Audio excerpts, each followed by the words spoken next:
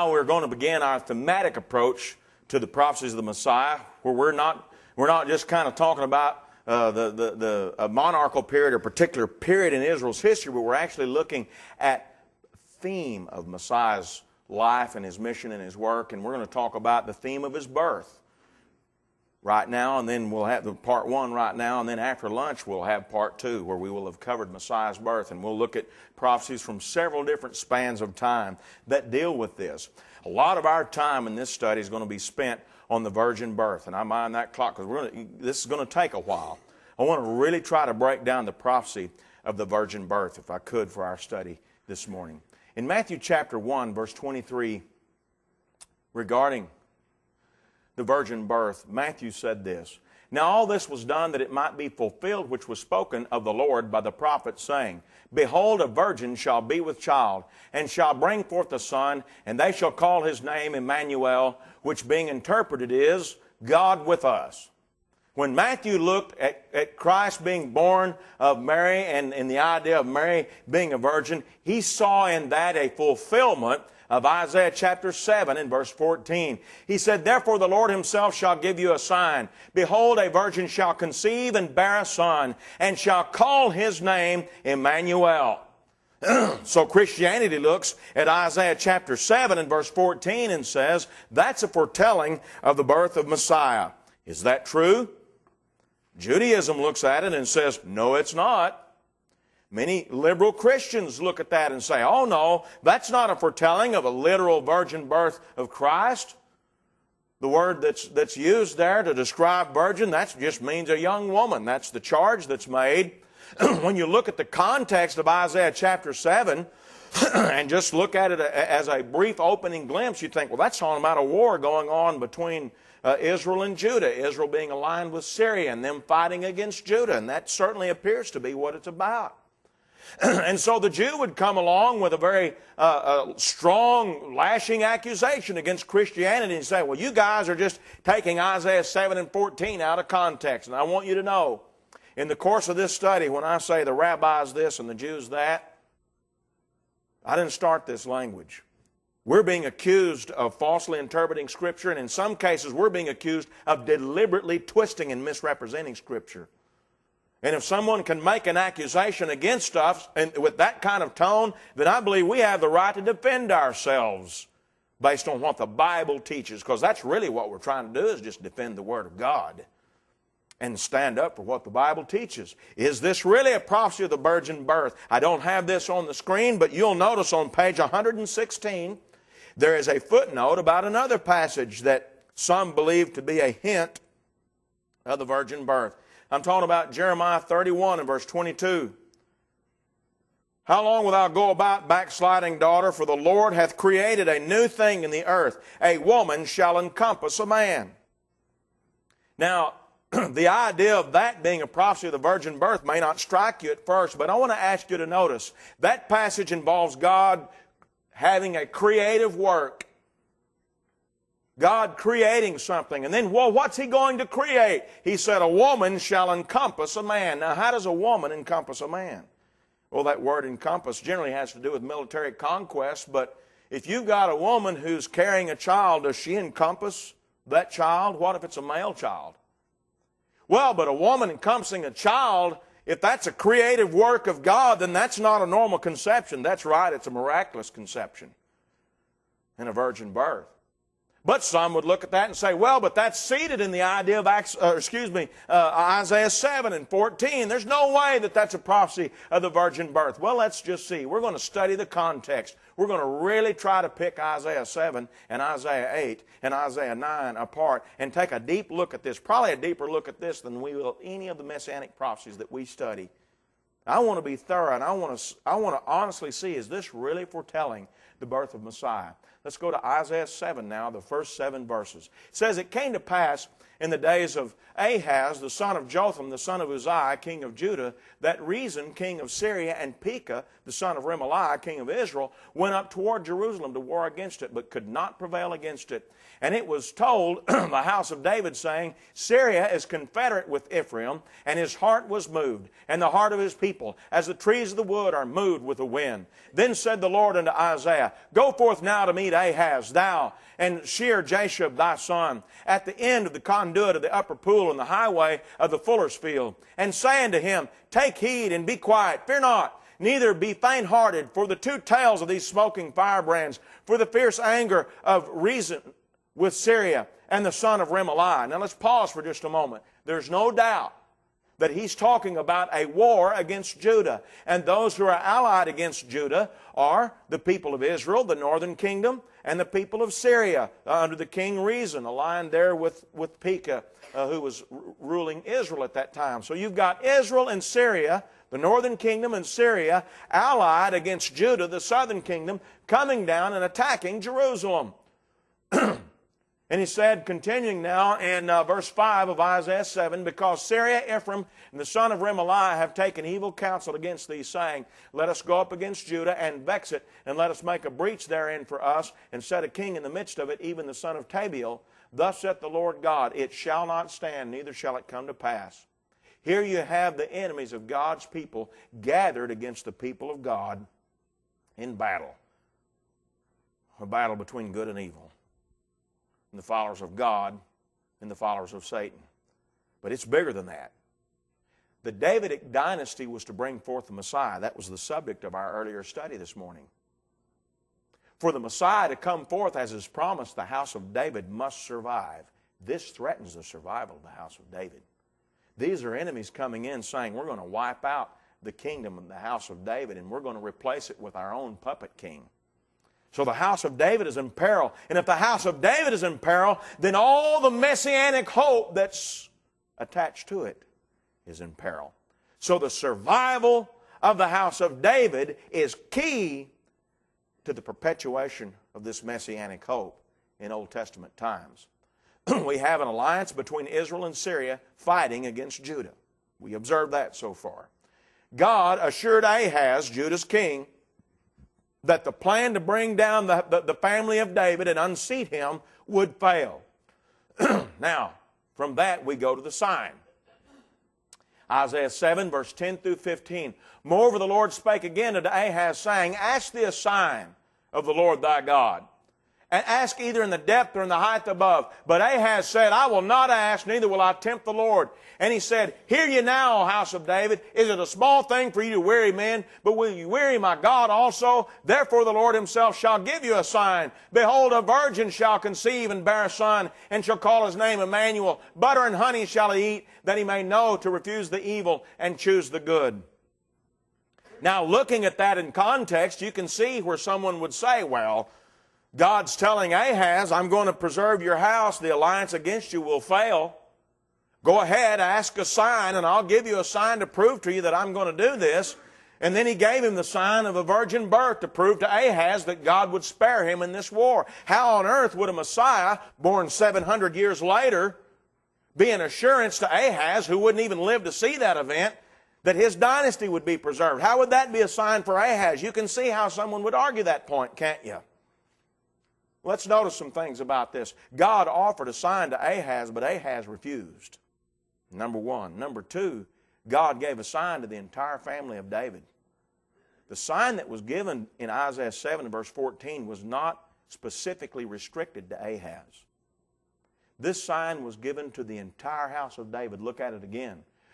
Hear ye now, O house of David.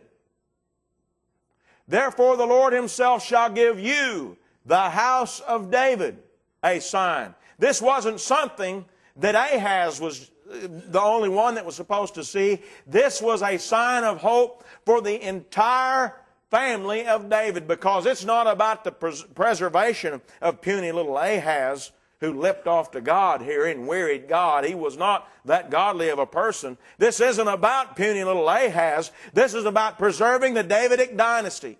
This is about preserving the seed line from whence the Messiah was to be born into the world.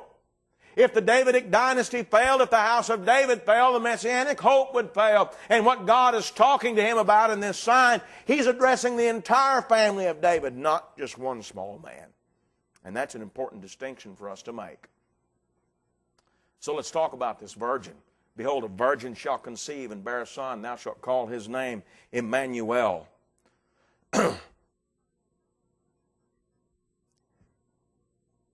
The Hebrew word translated virgin here is Almah. And the people who say this is not a prophecy of a literal virgin, they say that that can only mean a young woman or a maiden. In other words, that God isn't saying a literal virgin would conceive and bear a son, but He's saying a young woman would conceive and bear a son. And that's all based on this lexical fight over what that word Almah means. Some say if literal virgin was intended, that Betula is the Hebrew word that should have been used. I'm amazed as I read Jewish commentary on this passage saying, oh, well, anybody who knows Hebrew should know that if he really meant a literal virgin, that there was a better Hebrew word to use than the word Almah. He should have said Betula, a Betula shall conceive. And then that word would literally mean a literal virgin, not just a young woman. Well, let's see if the Jewish scholars today think that Betula always and only means virgin. There is no word in biblical Hebrew that always only means virgin. That's generally the conclusion you'll find as you study these words. Out of the 50 times that the word Betula occurs in the Old Testament, that NJPSB, that's a Jewish translation, they translate that word as maiden 31 times. A majority of the times, 62% of the times basically, that they see the word Betula, they say, oh, that's not virgin. So guess what they would say if Isaiah had used the word Betula? Oh, well, that doesn't always mean virgin. That's just a young woman, because that's the way they translate it in other places in their own translation. Actually, there is some lexical evidence, in fact, abundant lexical evidence that says Almah can mean a literal virgin. In fact, there's some, and if you'll look at the footnotes on pages 116 and 117, when you have a convenient time to look at those, you'll see there's some information out there that says that word has to mean virgin the way that it's used. In a literal sense, the word Almah has to mean a literal virgin. In Isaiah 7 and verse 14, I was reading in the notes last night and earlier this morning, there's some who have said there's been no example of that word being used to describe a young married woman. They can't prove that that just means, some young woman who might be married and might by natural means have a son. So we can say the word Almah can mean a literal virgin, and some would say not only can it mean that, but in this instance it has to mean that. The Septuagint in 200 BC translates Almah as Parthenos. Now Parthenos is the Greek word that literally means virgin, and that is an exclusive term in that language, as I understand its usage. So, here's the question. We've got Jewish scholars from 2000 AD that come along and say, we know what Almah means, and Almah cannot mean virgin. Then we've got them making that assertion under the jaded view of wanting to deny that Jesus is the Messiah. Now, let's just be fair. That colors the discussion. And someone says, well, but that colors your view of the discussion too. Fine. So let's go back before the time of Jesus and see what the Jewish scholars said. In 200 BC, when the Jewish scholars assembled to take the Hebrew Old Testament of their day and translate it into Greek, when they saw that Hebrew word Almah, they said, oh yeah, that means Parthenos, that means virgin. I think a Hebrew scholar in 200 BC understood a 700 BC Hebrew word better than a 2000 AD Hebrew scholar. You know what I'm saying? I think guys back closer to the time of Isaiah that weren't looking at this through the jaded view of is Jesus the Messiah or not. They didn't have anything like that coloring their view. They're just looking at it objectively. And they said Almah means virgin in Isaiah 7 and 14, and that's just exactly what I believe. What are we going to do about the context?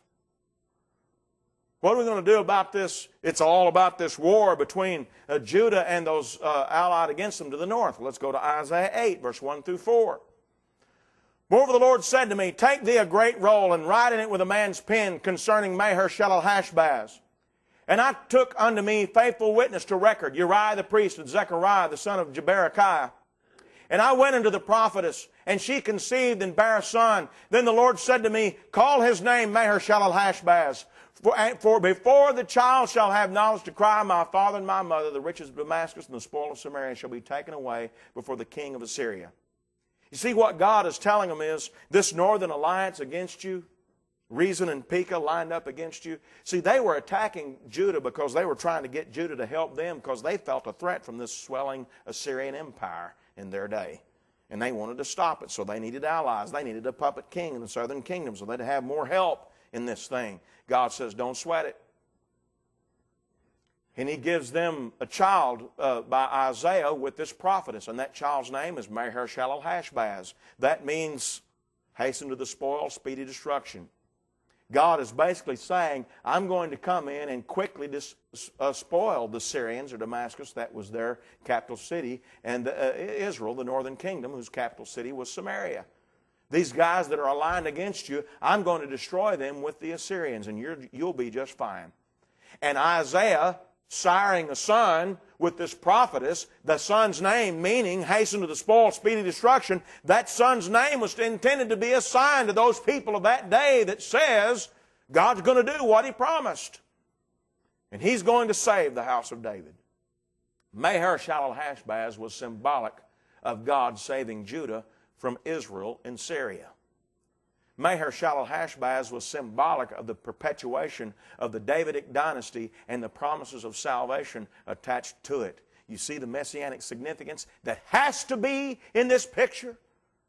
Because Messiah is to come in the family of David. Anytime you talk about saving the family of David, there has to be an understood implication of the Messiah. There's no escaping it. Because the preservation of that line means the preservation of messianic hope. Maher-shalal-hash-baz, therefore, foreshadows Christ because he's about saving God's people from their enemies. And that's exactly what Messiah's work is about, defeating the work of our greatest enemy, Satan. And all these other wicked kings, they're all just sort of symbolic of Satan in the fact that they're part of the children of Satan that are doing battle with the children of God, which battle was foretold in Genesis chapter 3 and verse 15 as we studied in our first study. You might say, but why, as you're looking at our shadow picture here, why, if God was foretelling the Messiah in Isaiah 7 and 14, why would he put it in a way that made it seem like it's about Maher-shalal-hash-baz? Why would he say a literal virgin is going to conceive and bear the Messiah, but then follow that up with a young woman conceiving and bearing a son, Maher-shalal-hash-baz? Why would he do that? Because he's not just painting a picture of the Messiah, he's also painting a shadow.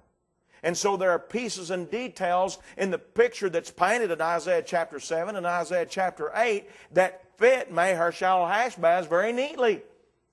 But they only fit him in as much as he foreshadows the Messiah. Because I want to tell you what we're going to learn before we're done this morning, God willing. We're going to learn there's some pieces in this prophecy that cannot fit Maher-shalal-hash-baz. Can't do it. Let's go. Let's summarize our comparison so far. We've got prophecy of Emmanuel. That's Isaiah chapter 7 and verse 14 says, a virgin will conceive, bear a son, you'll call his name Emmanuel. So whoever that's about, we're just going to call him Emmanuel. That is foreshadowed in Maher-shalal-hash-baz, and I believe the Bible teaches that's realized in Jesus. Emmanuel there, that's a sign to the house of David, born of a virgin or a maiden, if you want to put it that way. The name is symbolic. That name means God with us. That's what that name Emmanuel means. He would mature normally. Remember him eating butter and honey and knowing to choose right from wrong? That eating of butter and honey, that's eating the food of poverty. That's the symbolism there. And he would save them from their enemy. Isaiah 7 and 16, that is pointing to the fact that Israel, or rather Judah, God's people in David's house would be saved from her enemies. Now you look at Maher-shalal-hash-baz. He was assigned to Ahaz and Judah. His name meant, I'm going to quickly destroy your enemy. That's what the significance of his name was. He was born of a prophet's wife. Isaiah went into the prophetess. His name symbolizes the ruin of the enemy. His name is symbolic, just like Emmanuel's name was symbolic.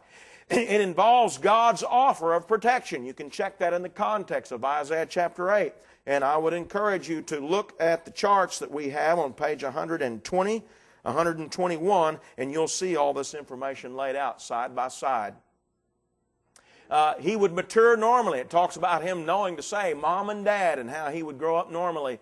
The land was brought to poverty during his time, and you can read about that in Isaiah chapter 7 and Isaiah chapter 8. And his presence there was significant of God saving the people from the enemy. But look at Jesus.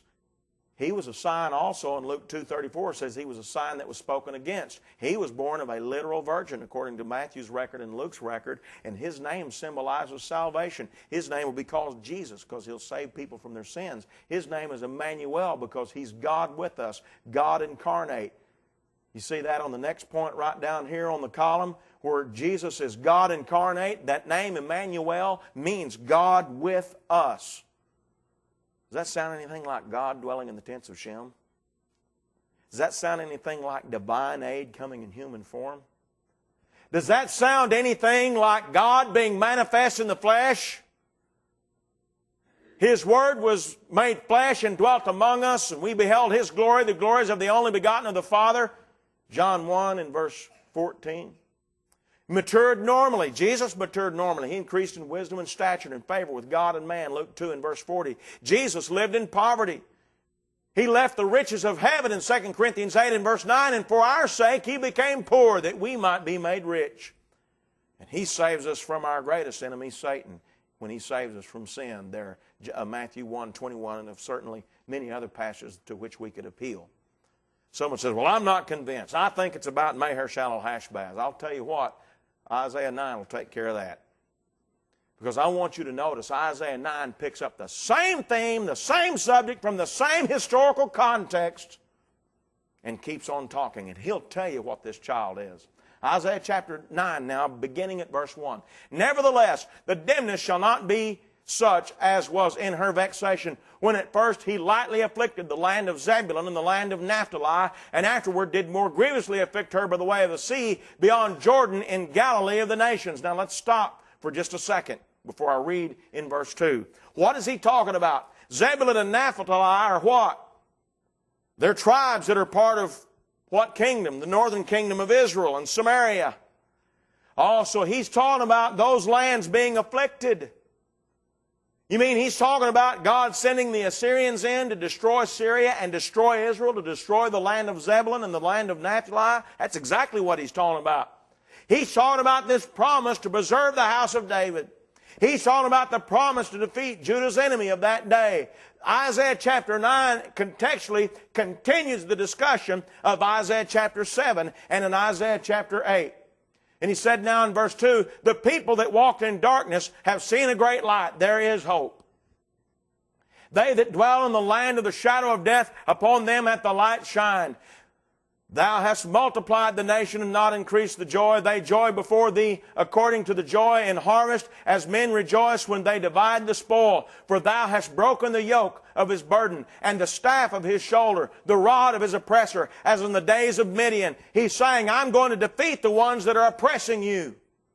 Verse 5, for every battle of the warriors with confused noise and garments rolled in blood, but this shall be with burning and fuel of fire. God is promising to defeat the enemies of the house of David. Isaiah chapter 9 now, continuing our reading in verse 6. Why is all of this true? Why can we know that God's going to preserve the house of David and He's going to defeat her enemies to the north? For unto us a child is born. What child? A virgin shall conceive and bring forth a child. Isn't it beautiful? Unto us a child is born and a son is given. Who was that? Was that Maher-Shalal-Hash-Baz? Well, it says the government shall be upon his shoulder. Oh, someone says, well, no, Isaiah 7 and 14 isn't about Maher-Shalal-Hash-Baz. It's about the birth of Hezekiah, king, who would save Judah in that day from the Syrian time. You know, that's what that's really about. That's what some say. Well, let's see if it's about Hezekiah. The government shall be upon his shoulder, and his name shall be called Wonderful, Counselor, the Mighty God, the Everlasting Father, the Prince of Peace. And of the increase of his government and peace there shall be no end. And upon the throne of David and upon his kingdom to order it and to establish it with judgment and with justice from henceforth. How long? Forever and forever.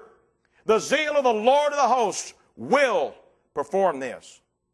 Inspired commentary from Isaiah chapter 9 says that the child that was to be born as promised in Isaiah chapter 7 is Wonderful, Counselor, the Mighty God, the Everlasting Father, and He's King on the throne of David, and He's King even forever. Does that sound like anybody we studied from 2 Samuel 7? Sounds an awful lot like King Messiah to me. under inspiration of the Holy Spirit, the prophet Isaiah penned chapter 9 as a commentary explaining Isaiah 7 and said it's about the birth of the Son of God into this world, a sign of hope, the realization of the seed of the house of David, and the salvation of God's people. The people of Judah were in despair, as is described in the first several verses of Isaiah chapter 9. And God was sure to keep the promise to protect David's house because a child, the sign, was to be born. And the Davidic dynasty would be preserved. And the Prince of Peace was to come, bringing salvation from our greatest oppressor. The Prince of Peace who would be born because the Davidic dynasty was in fact preserved. So let's look at this virgin birth. Here are reasons that Isaiah 7 and 14 must look beyond contemporary events such as the birth of Maher-shalal-hash-baz or the birth of Hezekiah. The sign embraced the whole house of David, not just Ahaz. Remember, we made that point earlier. The woman would still be a virgin when she conceived. I'm playing off all these guys that say Alma in that context has to mean a virgin, a literal virgin. I'm playing off the fact that the Hebrew scholars 200 BC said it means virgin. So the sign, the child there, the woman, had to be a virgin when she conceived. The child would be God dwelling among man. His name would be Emmanuel, and that means God with us. That points to the divine incarnation. The discussion of contemporary events beckon the name Emmanuel. Look at that in Isaiah 8 and verse 8 as he's talking about all this turmoil and all this war. He calls out the name Emmanuel, meaning that this is all saying someday God's going to come in the person of His Son and He's going to save us. The discussion of contemporary events called to mind Christ, the rock of offense. Isaiah 8 verse 14 and 15. You might remember that we've studied that. We'll study it later, Lord willing, in this series. That's a prophecy of the Messiah being the rock of offense, and the rabbis have it interpreted so for hundreds of years. I'm talking about the rabbis of Jewish study looking at Isaiah 8 saying, yep, that's about the Messiah, verse 14 and 15. No, we're not the only fellers that look at this and say, yeah, that's about the Christ. The dirty little secret of modern-day Judaism is they've looked at it the same way for centuries till you get to this virgin birth thing, and then all of a sudden, well, there's hair in the prophetic butter there, isn't there? The child born is king in Isaiah 9 and verse 6. The government's on his shoulders. The child born is the mighty God, everlasting Father, Prince of Peace. That is not true of Hezekiah, and that is not true of Maher-shalal-hash-baz. His reign is characterized by eternal peace.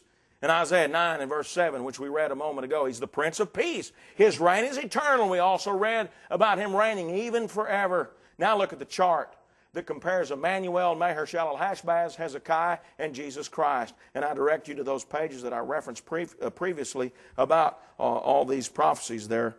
And the comparison between these things, you'll find those on page 120 and 121 if you want to look at them more closely later. I'll just review these quickly because we've already covered these points. Emmanuel was a sign to the whole house of David. Maher-shalal-hash-baz was a sign to Ahaz. Hezekiah's birth isn't even mentioned in that context. A sign to who? It doesn't even talk about it. In fact, I read one long ago that said Hezekiah was already born at this time. I haven't looked that up to try to discern that yet, but Christ is the fulfillment of that sign. The woman in the Emmanuel prophecy was a virgin, but Isaiah begat Maher-shalal-hash-baz, and Ahaz begat Hezekiah. But Mary was a virgin when she conceived Christ. With Emmanuel, that was God dwelling among man. Maher-shalal-hash-baz and Hezekiah were both ordinary men, but Christ was God manifest in the flesh, as we've studied and will continue to look at. The Emmanuel child is to be king in Isaiah 9 and verse 6. Maher-shalal-hash-baz wasn't a king. Admittedly, Hezekiah was king of Judah. And certainly Jesus is king of the Israel of God today. Emmanuel is characterized by eternal peace. Maher-shalal-hash-baz lived in a time of war, and Hezekiah reigned in a time of war. Go over to 2 Chronicles and later on in the book of Isaiah and read about Hezekiah's reign and the threat of the Assyrians and the wars that raged at that time, and read about him crying to God for deliverance, and tell me he's the Prince of Peace. Now, come on. Who's being fair with the context and who's ignoring the context? The subject of the Emmanuel prophecy is the Prince of Peace, and His reign is characterized by peace, not the threat of the undoing of the house of Judah, as is in the days of Hezekiah. Christ certainly brings peace with God, and His reign is characterized by us having peace with God and respite from our enemy when we enjoy that heavenly hope. The reign of Emmanuel is eternal in Isaiah 9 and verse 7. Maher-shalal-Hashbaz didn't even reign. And in 2 Kings 18 and 2, you'll read that Hezekiah reigned for 29 years, not forever. He didn't even reign as long as Solomon or David or Saul. He only reigned 29 years, but Christ reigns eternally. So you can see that virgin birth prophecy has to be about the Messiah, the Son of God. Okay. God's Son, Nathanael, in John chapter 1 and verse 49, answered and said to him, Rabbi, thou art the Son of God, thou art the King of Israel. Now I want to ask you to observe something here. We've said all this about Messiah being the Son of God. We've had that in Isaiah chapter 9. We've discussed Isaiah chapter 9 and chapter 7. We've discussed that in other passages. We talked about that this morning in 2 Samuel 7 and in Psalms 89. There's all these thoughts swirling that says Messiah would be the Son of God. The Jews come along today and say, no, Messiah's not the Son of God. The prophets never said anything like that. Nobody ever thought that until Christianity come along and started twisting these passages. And Islam comes along, Muhammad and his followers, and they say, well, God can't have a son because he has no consort. The idea of God having a son, that's blasphemy. Now, I want to tell you, and I may remind you again before we're done this weekend, Islam and the Quran acknowledges David, for example, as a prophet of God. You can check me out on that if you'd like. The Quran acknowledges David as a prophet of God and speaks in ways that acknowledge the Old Testament as an inspired book. So we can center in on some of these things and know that what we're talking about here are things that the Quran has acknowledged. Hey, these are things that are from God, because when that religion started, it started trying to acknowledge Judaism as a valid religion. So let's see how this Son of God theme played out with the people of Israel. When Nathanael thought about the King of Israel, the Messiah King, as he talked to Jesus here in John chapter 1 and verse 49, Nathanael associated the Messiah King of Israel with being the Son of God. Why would he make that connection? Why would he say to Jesus, this is not long into the ministry of Jesus when Christ has had time to preach all this claim of being the Son of God. This is early on. And when Nathanael thought he had found the King Messiah, the Christ, when he thought he had found him, he said, you're the Son of God. What would make him think that? Why would he have that preconceived notion that the Messiah would be the Son of God? In John 11 and 27, we find this woman. She said to him, Yea, Lord, I believe thou art the Christ, the Son of God, which should come into the world. Now, this lady had an idea in mind, that when the Old Testament foretold that the Messiah would come into the world, the Old Testament said that Messiah would be the Son of God. Where'd she get that idea? Someone says, oh, she got that from Jesus. Really? Isn't there anything in the prophets that would give her that idea? Let's see. Psalms chapter 2 and verse 7, a prophecy that is admittedly messianic, says, I will declare the decree. The Lord has said unto me, Thou art my son. This day have I begotten thee. Whoever is the subject of the Psalms 2 prophecy is the Son of God. And there is no denying that. Thou art my son. How plain does God have to be?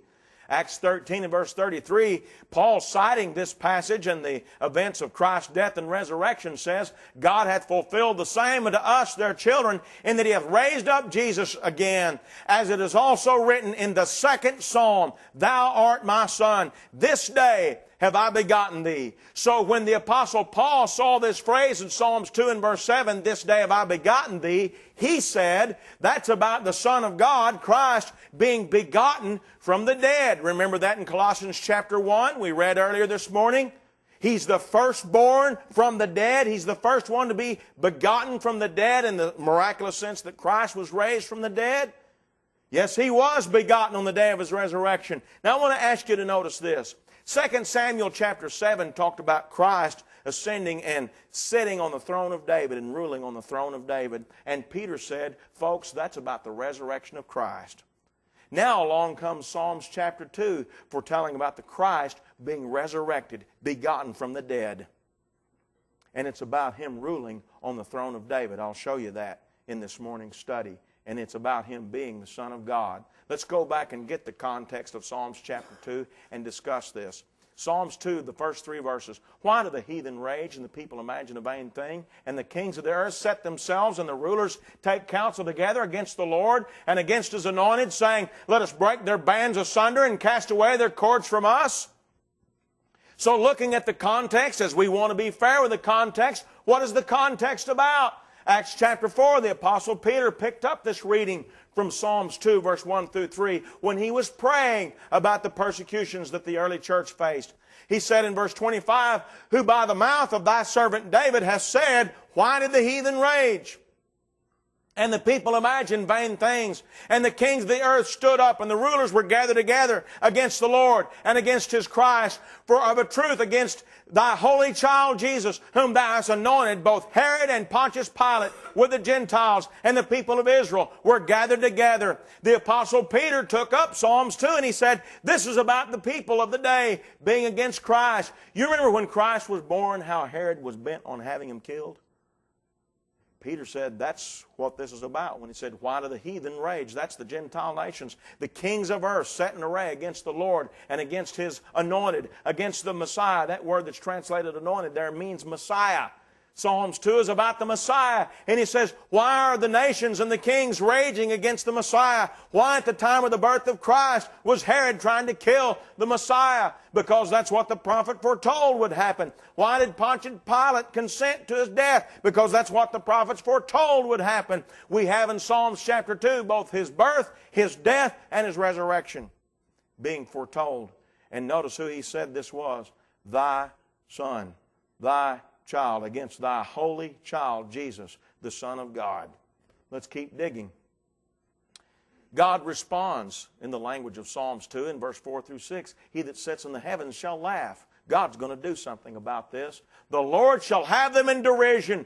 Then shall He speak unto them in His wrath and vex them in His sore displeasure. Yet I have set my King upon my holy hill of Zion. God says, I'm going to pour out my wrath against these people that are arrayed against my Son. God will win every time in this ongoing battle that rages between good and evil. And as the kings of the earth who were servants of Satan set themselves in array against the Messiah in this battle, and this enmity existed between the children of Satan and the children of God that God foretold in Genesis 3 and verse 15, God said, I'm going to have them in derision. I'm going to bring my wrath against them. And also I'm going to set my King upon the holy hill of Zion. And the Apostle Paul in Acts 13 picked that up and said it's been fulfilled. Christ is on the King on the throne right now on the holy hill of Zion.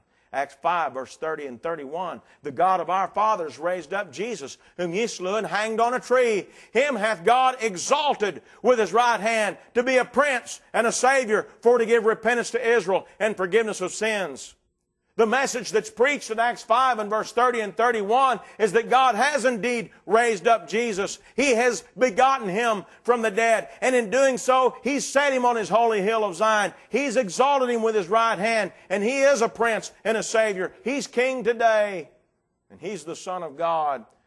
Psalms 2 and 7 follows that up with the statement we read earlier. This subject of this prophecy, the Messiah, the King of Israel, is the Son of God. That's why Nathanael looked at Jesus and said, you're the Messiah, King of Israel. You're the Son of God. Because Psalms 2 said that's who the Messiah, King of Israel would be. The Son of God. That's who the Davidic promise said He would be in 2 Samuel chapter 7, that He would be the Son of God. Psalms 89 expanding on that said He'd be the firstborn of God. It's been told all along that the Messiah would be the Son of God. And these are people telling it that the Jews will admit are prophets of God. And these people that are telling it, Islam will admit are prophets of God.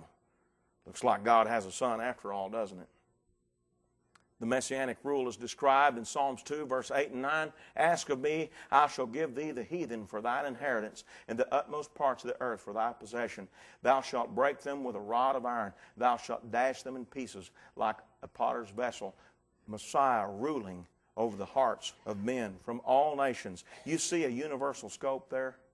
You see a worldwide reign in that? Let's keep looking. What is our response to all this supposed to be? The people of the world are against Him. And God punished them and exalted His Son to be the King on the throne of David, ruling over the Zion of God, ruling over the Israel of God. What are we supposed to do about all this? Listen to Psalms 2, verse 10 through 12. He said, "Be wise now, therefore, O ye kings. Be instructed, ye judges of the earth. Serve the Lord with fear, and rejoice with trembling. Kiss the Son, lest he be angry, and ye perish from the way, when his wrath is kindled but a little. Blessed are they that put their trust in him." To every Jew who says that the Messiah is not to be the Son of God, I would join with King David in saying, you better kiss the Son, lest he be angry with you. To every Muslim who knows his Quran says that David was a prophet of God, and who also says Jesus can't be a son of God, God can't have a son. To every Muslim who has that in his thought process, I would say you better turn to your prophet David and read where he said, "Kiss the Son, lest he be angry with you." The prophets of God have foretold all along that Messiah would be God's Son, ruling on the throne. So when we read in the birth of Jesus about this being the Son of God, about this being Emmanuel, God with us, wonderful God, mighty counselor, and so forth like that, when we read all this divine language, it's consistent with the message of the prophets. The Messiah was indeed to be the Son of God. John 14 and verse 6, did Jesus say you better kiss him? He said, "I am the way, the truth, and the life. No man comes to the Father but by me." Kiss the Son, because he's the only way. Blessed are those that put their trust in him, the psalmist said. He is deity. Let's look in the book of Psalms chapter 45, verse 6 and 7. He said, "Thy throne, O God, is forever and ever. The scepter of thy kingdom is a right scepter. Thou lovest righteousness and hatest wickedness. Therefore God, thy God, hath anointed thee with the oil of gladness above thy fellows."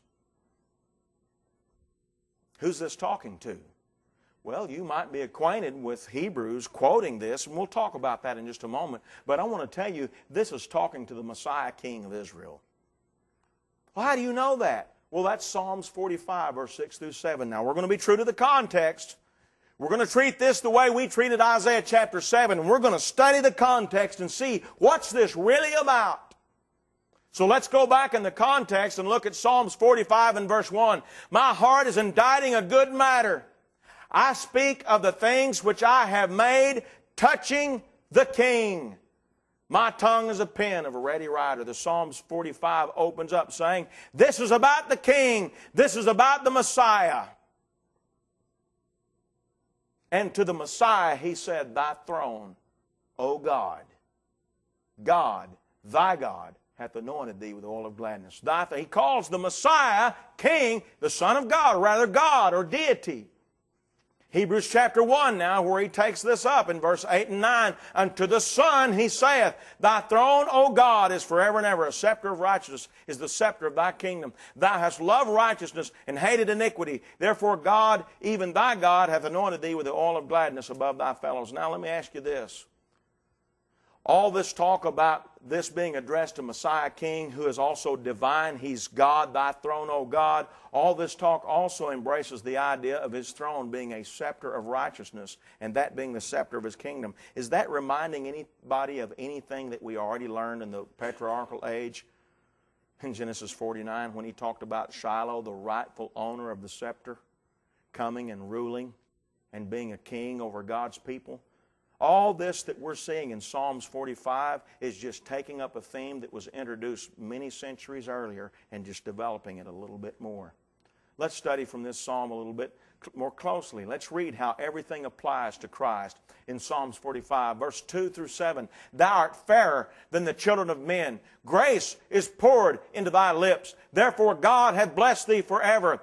Gird thy sword upon thy thigh, O most mighty, with the glory of thy majesty. And in the majesty ride prosperously because of truth and meekness and righteousness. And thy right hand shall teach thee terrible things. Thine arrows are sharp in the heart of the king's enemies, whereby the people fall under thee. Thy throne, O God, is forever and ever. The scepter of thy kingdom is a right scepter. Thou lovest righteousness and hatest wickedness. Therefore God, thy God, hath anointed thee with the oil of gladness above thy fellows." Let's chart that thing out.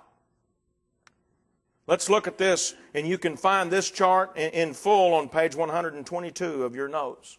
This is only part of it, and we'll look at the rest in the next screen.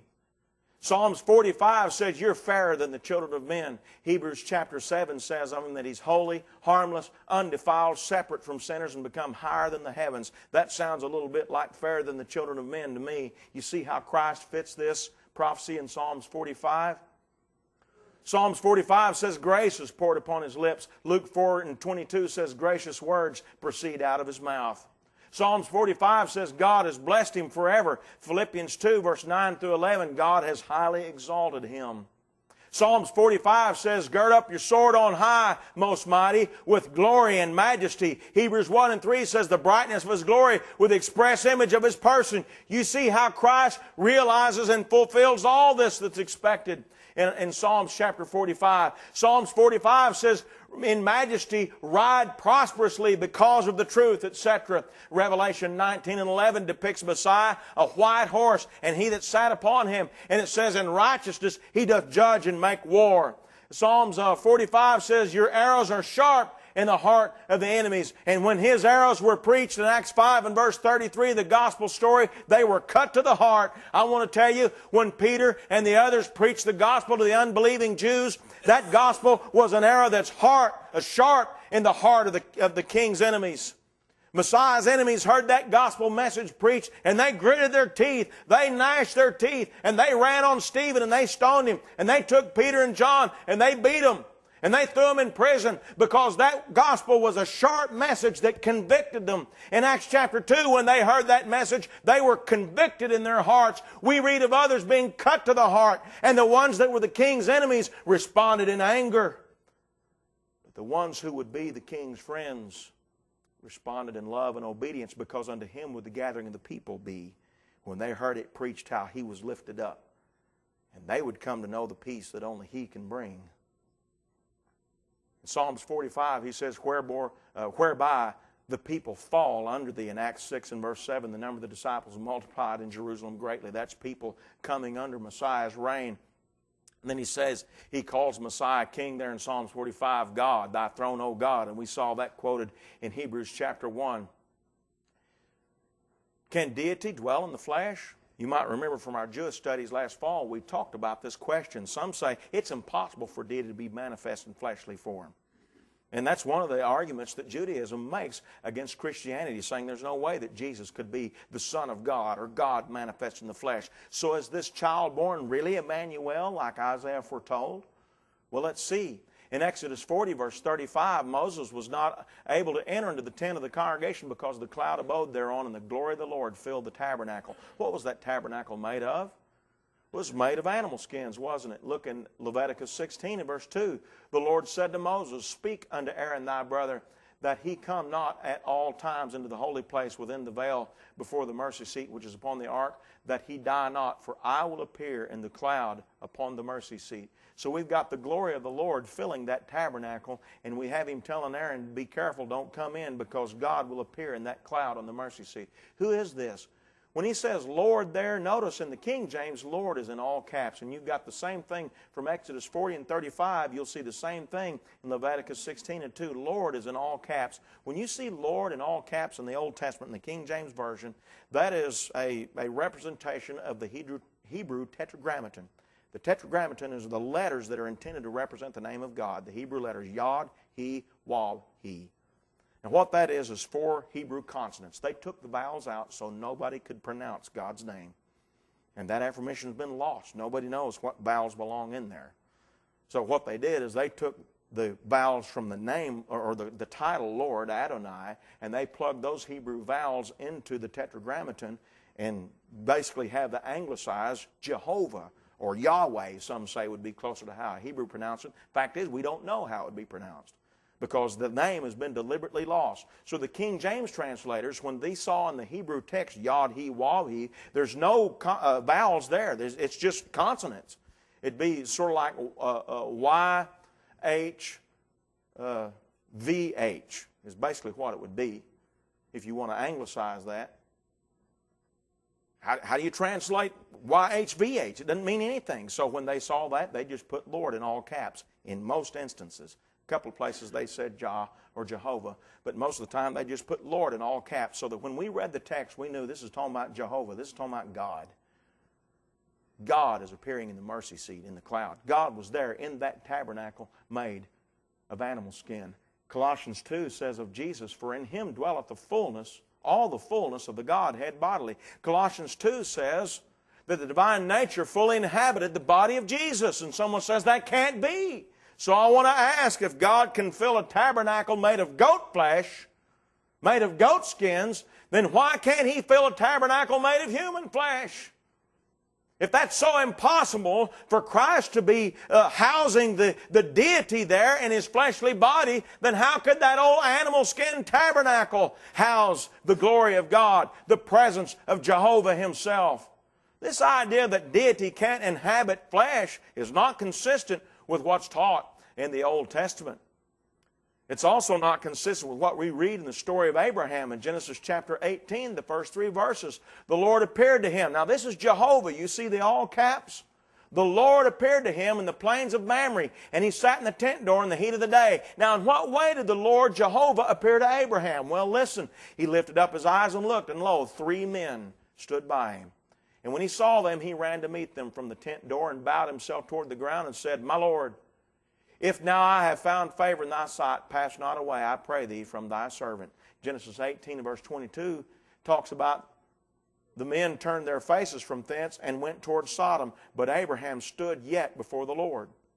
Now what you'll find there in Genesis 18 is that 2 men left him and went to Sodom, but 1 remained. And who was that one? Abraham yet stood before the Lord. Genesis 18 in verse 1 through 3 says Jehovah appeared to Abraham. How? Well, 3 men came. And when 2 of those men left in Genesis 18 and verse 22, Abraham was yet before the Lord. That's God appearing in human form. Why couldn't that happen in the person of Jesus? We have an example of something at least remotely similar to that in the story in Genesis chapter 18. Genesis 19 and 1, that's where we get the idea there were 2 that left. It says there came 2 angels to Sodom at even. That's how we know that there were 2 men who left Abraham's presence in Genesis 18 and verse 22, but 1, that is the Lord, remained.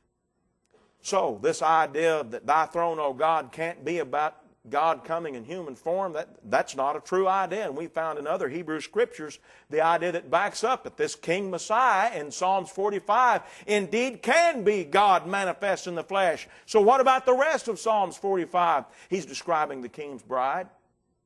Look at verse 9 through 17. King's daughters are among your honorable women.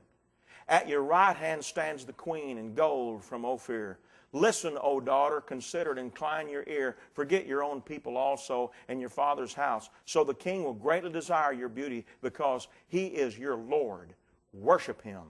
And the daughter of Tyre will come with a gift, and the rich among the people will seek your favor. The royal daughter is all glorious within the palace. Her clothing is woven with gold. She shall be brought to the king in robes of many colors. The virgins, her companions who follow her, shall be brought to you. With gladness and rejoicing they shall be brought. They shall enter the king's palace. Instead of your fathers shall be your sons, whom ye shall make princes in all the earth. I will make your name to be remembered in all generations. Therefore the people shall praise you forever and ever. So whatever king is getting married here is a king that's going to be praised forever and ever. And who's that standing by his side? Who is his bride? Some interpreters look at this in Psalms 45 and say, oh, that's Solomon. That's a picture, that's a psalm about Solomon getting married there and one of his wives. Really? So thy throne, O God, Solomon? People praising you forever and ever. Solomon? A wife bowing down to him as Lord and worshiping him. Solomon? You fellas want to try that with a little woman. Okay, worship. Don't think that'll work. This is not just about a mortal marriage. Is Solomon seen here as a shadowy likeness of Christ? Perhaps. But this is about the marriage of Messiah King to his bride. That bride is the church. 2 Corinthians 11, verse 2, for I'm jealous over you with godly jealousy, for I've espoused to you to one husband, that I may present you as a chaste virgin to Christ. That's that bride, that beautiful bride, arrayed in gold, decorated coats, clothing of many colors, standing beautiful before the King, prepared for the marriage. Ephesians 5, 25 through 27, husbands, love your wives, even as Christ also loved the church. Christ loves the church like a king loves his bride. In Psalms chapter 45, he gave himself for it that he might sanctify and cleanse it with the washing of water by the word, that he might present it to himself a glorious church, not having spot or wrinkle or any such thing, that it should be holy and without blemish, kind of like that beautiful woman standing beside Messiah King in Psalms chapter 45, holy, pure, lovely, without blemish, fit to be his bride and to fall down and worship him. In Revelation 19 and verse 7, let us be glad and rejoice and give honor to him, for the marriage of the Lamb is come, and his wife hath made herself ready. Who is that bride of the Lamb? That is the chaste virgin that's presented to Christ in 2 Corinthians 11 and 2. That is the church, the bride of Christ. Listen to the church described in Revelation 21 and verse 2. I, John, saw the holy city, New Jerusalem, coming down from God out of heaven, prepared as a bride adorned for her husband. Someone says, I thought that was heaven. Well, I thought John said it was coming from God out of heaven. Doesn't sound like heaven to me. Sounds like something coming down from God out of heaven. What is it? It's the New Jerusalem. It's prepared as a bride adorned for her husband. Who is the heavenly Jerusalem? Who is the bride of Christ? Look in Hebrews 12, verse 22 and 23. You're come to Mount Zion, and to the city of the living God, the heavenly Jerusalem, and to an innumerable company of angels, to the general assembly and church of the firstborn, which are written in heaven, and to the God, the judge of all, and to the spirits of just men made perfect. That heavenly Jerusalem, that new Jerusalem, that bride adorned for her husband, is the church of the firstborn, the body of Christ, the bride of Christ. The bride of King Messiah we read about in Psalms chapter 45. Now, as we think about these things, Messiah's suffering and resurrection, that 5-point theme that we have. You can go back to page 4 in your notes and see the initial discussion of this from Genesis 3 and verse 15. His suffering is when he's struck on the heel, and his resurrection is when he crushes Satan's head. Have we seen that in these prophecies regarding his birth? Well, we've seen in Psalms chapter 2 where he talks about his birth, that being the Son of God that's born into the world. We've seen that that same passage also mentions his suffering. The kings of the earth arrayed against him there. Pontius Pilate arrayed against him. And we've seen his resurrection. He's begotten from the grave to sit on David's throne. The divine incarnation. We've spent a lot of time with Psalms chapter 2 and Psalms chapter 45 to show that when Isaiah 7 and 14 says that the child born would be Emmanuel, God with us, we've spent a lot of time in these Psalms showing that is truly a divine incarnation, that that child that was born truly is the mighty God and the everlasting Father. He is thy throne, O God. He is God's Son. To the Son, he says, thy throne, O God. He is the King. He is the Son whom we better kiss if we want to stay in favor with God. Isaiah 7 and 14 and the prophecies we studied following that show the divine incarnation, which we began to study back there with Noah. If you'll look, I think it's page 26, we talked about the Abrahamic promise there. We've got a chart of information for that. That showed us the universal nature of the Messianic work. That showed us how that in Abraham there would be a seed that would be a blessing to all nations all over the world. The scope of Messiah's work was universal in nature, and we certainly see that in the King's bride in Psalms 45, which we've studied. You see, this child that was to be born was to be the king, and this king would have a bride, and that bride would be the church, and the church is inclusive of all nations. And we've also seen that in the universal description of Messiah's reign in Psalms chapter 2, people all around the earth bowing to his rule. The Messiah's kingdom, we've certainly seen that in the expectation that the Son who would be born in Psalms 2 and in Psalms 45 would be made king. I speak to you a thing concerning the king. Exalt the King on the holy hill of Zion there in Psalms 2 and verse 6. Realized, not at the end of time, not at the second coming of Christ, but realized at the resurrection of Christ. which we found that the Apostle Paul preached in Acts 13 as he picked up Psalms 2 and says, Jesus is king now. God has fulfilled the same unto us when he raised Jesus from the dead. Same thing that Peter preached when he took up the Davidic promise from 2 Samuel 7 and said, hey, this is fulfilled in the resurrection of Christ. He, seeing this before, spake of the resurrection of Christ. When he saw Messiah exalted to the throne of David, he saw Christ being resurrected from the dead and ascending into heaven to sit down at the right hand of God and rule right now on David's throne over his beautiful bride, the church, as she bowed and worshiped him, so beautifully pictured in Psalms 45. Do you see why I keep telling you that all of these different prophecies that sound so different in the detail keep coming back to the same core ideas? Messiah as a miracle worker and a lawgiver. Well, he's a miracle worker because he's born of a virgin. That sounds miraculous. He's a miracle worker because he's resurrected. That's miraculous. But he's also a lawgiver because he's King Messiah. And Genesis 49:10 says King Messiah, the rightful owner of the scepter, would come and he would be a lawgiver. And so we understand this 5-point core messianic theme that we found in the patriarchal age just keeps ringing throughout the prophets. The prophetic headwaters of Genesis 3:15 commenced to flow, this stream of messianic thought. And when we studied Genesis 3:15, we studied about Messiah's suffering and resurrection.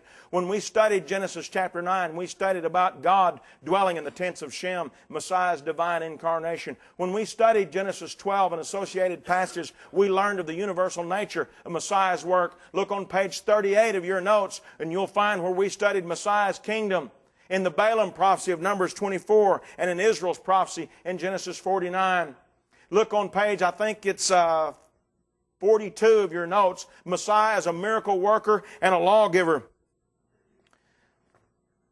Yes, that's page 42 of your notes. That's where we looked at Messiah being like Moses in the sense that no one else worked miracles like he did, in the sense that he also is a lawgiver. He's the owner of that scepter, don't you see? So we have the 5-point theme flowing into the messianic stream, and then we brought in this morning Samuel's prophecy and some of David's elaboration on that, the expansion on these earlier themes that happened in the monarchical age. And at that time and in the years followed, the major prophets and the minor prophets, as well as David in the Psalms, came along and they played with these same themes and they developed them more and more. One trickle here, another idea there, more and more water flowing into the stream of messianic thought that literally fills the Old Testament Scriptures. Try and find a page that doesn't at least have a shadow of Christ. At the very least, you'll find on every page a story about the ongoing battle between good and evil that involves God fulfilling His promise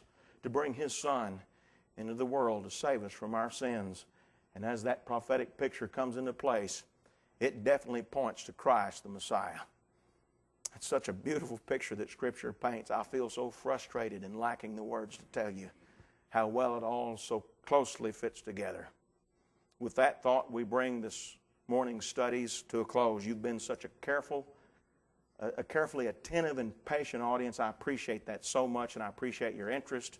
I want to invite you to stick around for lunch and enjoy the afternoon study. If you're at all able to do that with us, we'd really appreciate having more time with you. Lord willing, this afternoon, in the first session, we'll pick up more prophecies about Christ's birth. We'll talk about Him being born in Bethlehem and some other things like that. Familiar ideas with more detail discussed about those prophecies. And then in the second study this afternoon, Lord willing, we'll talk about Messiah's mission and His ministry. Some prophecies that are made about how He'd conduct His personal ministry here on earth. And I look forward to having the time with you to study those things as well. Thank you very much. I'll turn the service over to the other brethren.